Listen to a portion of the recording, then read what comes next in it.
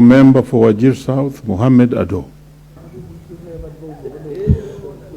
Thank you very much, Mr. Speaker, for this opportunity. From the onset, I would like to send my heartfelt condolences to the families of our gallant soldiers who died while defending our land. This menace of Al-Shabaab, the armed groups that are wreaking havoc not just in Lamu, but also in northeastern Kenya, where we've seen attacks in Mandera, Wajir, and Garissa counties in the past few weeks.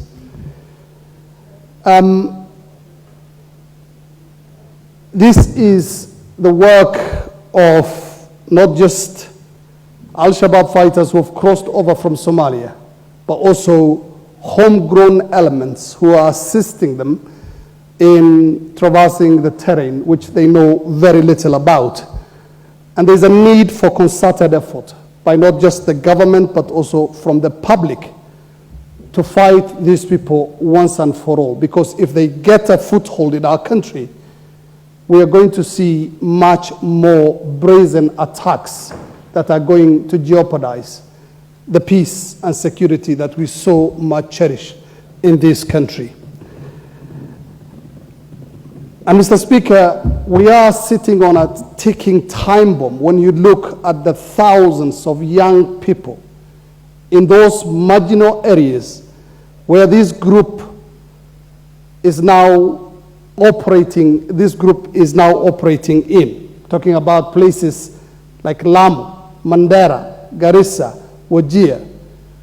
And their target is to recruit as many of our young people as possible in their campaign of violence.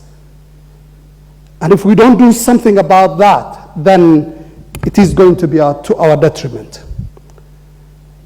And Mr. Speaker, so far, we've had the National Police Reservists at the forefront of defending this country. There are people who've been chosen because of their knowledge of the terrain and the people and the language. And while some of them have been armed, others have not been armed, which makes them like sitting ducks when it comes to fighting this group effectively.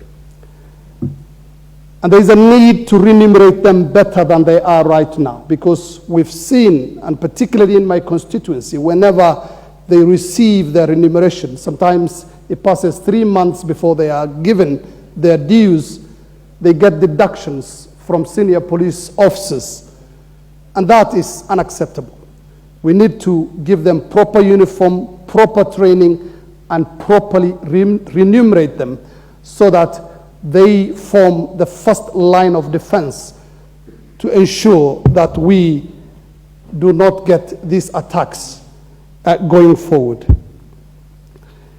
And Mr. Speaker, no amount of conventional warfare will work against this group. In the course of doing journalism over the past 25 years, I've covered groups like Boko Haram, Al-Shabaab, Al-Qaeda in the Islamic Maghreb. And these people are not only smooth and far-reaching, but also very difficult to detect. They make their entry even before their presence in a place is known. And we should not look at them like any other security threat. We are facing an existential threat, Mr. Speaker.